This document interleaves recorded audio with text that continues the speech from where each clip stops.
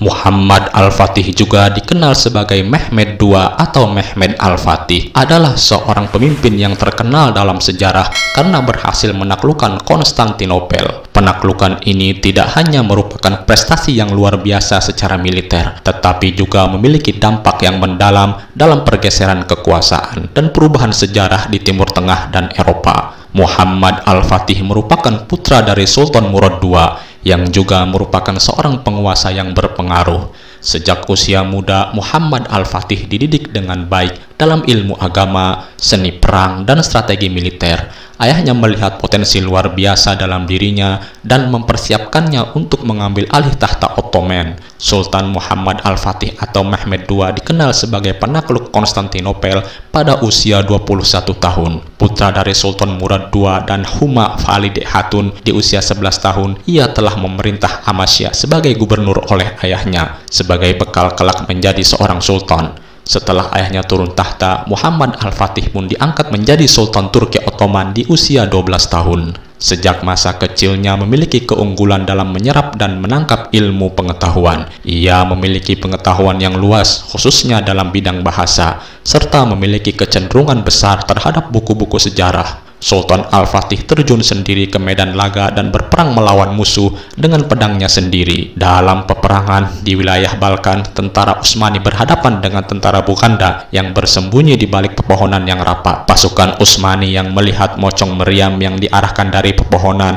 seketika melakukan tiarap karena posisi tertahan dari serangan mengejutkan tersebut. Selain hal tersebut, Sultan Muhammad Al-Fatih juga menguasai banyak bahasa, yaitu Arab, Persia, Turki, Yunani, dan lainnya. Muhammad Al-Fatih telah belajar Al-Quran, hadis, fikih, dan ilmu modern lainnya, seperti ilmu berhitung, ilmu falak, sejarah, serta pendidikan kemiliteran, secara teori maupun praktis, sehingga ia menjadi seorang yang fleksibel, inovatif, dan penuh kejutan, dan mengambil pelajaran dari banyak tokoh terdahulu. Karakter lainnya, ia giat beribadah, pemberani, pekerja keras, dan digelari Al-Fatih, sang pembebas. Cerdas, pemimpin yang adil, teguh hatinya, dan tidak merasa bangga dan berpuas diri, karena semua kemenangan adalah datang dari Allah, bukan dari selain itu. Di usianya yang masih belia, ia merasa tidak mampu untuk melawan penyerangan pasukan Hongaria, sehingga ia memohon ayahnya untuk kembali naik tahta. Sehingga Sultan Murad II menjadi sultan kembali hingga wafat pada tahun 1451.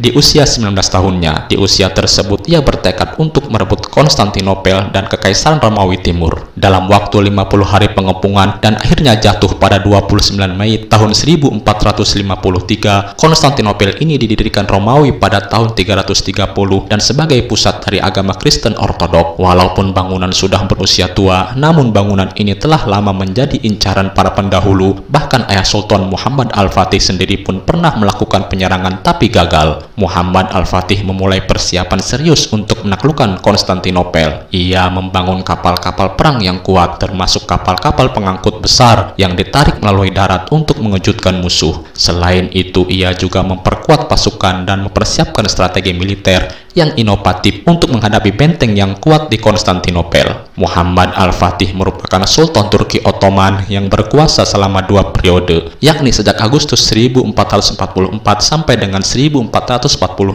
dan Februari 1451 sampai dengan 1481. Ia terkenal sebagai penakluk Konstantinopel, sekarang Turki Istanbul, yang sekaligus mengakhiri riwayat Kekaisaran Romawi Timur. Setelah naik tahta di usia 12 tahun, Muhammad Al-Fatih menaklukkan Konstantinopel pada usia 21 tahun. Berkat pencapaiannya, Mehmed II dianggap sebagai pahlawan di Turki dan Istanbul, sehingga namanya diabadikan di beberapa kawasan seperti distrik Fatih, Masjid Fatih, dan Jembatan Fatih Sultan Mehmed. Penaklukan Konstantinopel oleh Muhammad Al-Fatih memiliki dampak yang signifikan dalam sejarah. Peristiwa ini menandai berakhirnya Kekaisaran Romawi Timur dan menandai awal dari Kekaisaran Ottoman yang kuat di wilayah tersebut. Konstantinopel juga diubah namanya menjadi Istanbul, yang menjadi ibu kota baru Kekaisaran Ottoman. Dijelaskan bahwa semasa kecil beliau dididik oleh Maula Ahmad bin Ismail Al-Khurani. Pendidikan tersebut membuatnya tumbuh sebagai pemuda cerdas,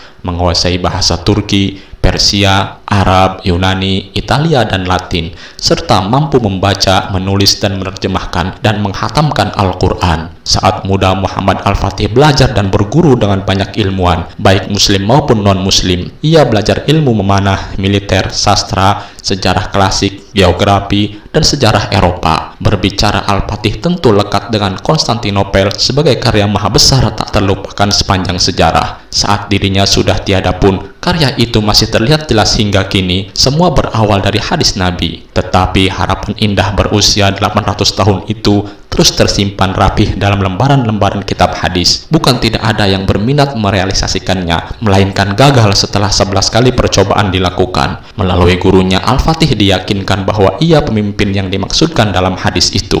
Awalnya, banyak orang yang meragukan impiannya tersebut. Selain usianya yang masih muda, siapa yang tak kenal dengan Konstantinopel sebagai kota yang dikelilingi Teluk Bosporus, Laut Marmara, dan Teluk Emas berpelindung rangkaian rantai besi, sehingga armada kapal laut yang hendak masuk selalu tertahan. Adanya dua jalur pagar setinggi 25 dan 40 kaki yang mengelilingi, menjadikannya sulit untuk ditembus. Akan tetapi, kondisi demikian tidak membuat Al-Fatih patah semangat. Berbagai persiapan menembus Konstantinopel terus disempurnakan, baik itu melalui mengumpulkan informasi, mengintai, dan mengawasi Konstantinopel menjadi aksi rutinnya menjelang detik-detik paling bersejarah. Kemudian ia mengumpulkan 250.000 pasukan untuk meyakinkan bahwa mereka bisa menang. Sosok Sultan Muhammad II merupakan seorang khalifah Utsmaniyah, memerintah hampir selama 30 tahun yang diwarnai dengan kemuliaan dan kebaikan bagi kaum muslimin. Ia memiliki amanah menjadi Sultan Utsmani setelah menggantikan ayahnya Muhammad I